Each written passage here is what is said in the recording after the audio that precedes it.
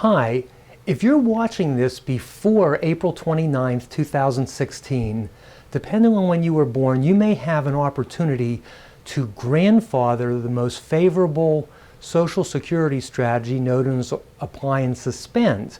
I have an in-depth discussion of that available to you for free in an ebook, and you can get that ebook by going to paytaxeslater.com/ss. Again, paytaxeslater.com/ss.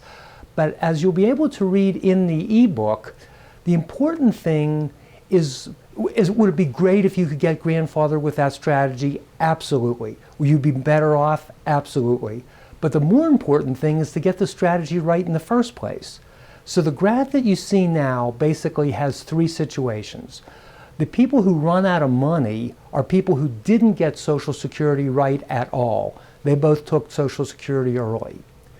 The people in the middle that are literally, over $1 million better off, they were not able to take advantage of the apply and suspend technique before April 29th, 2016, but they still did quite well anyway because they got the rest of the strategies right.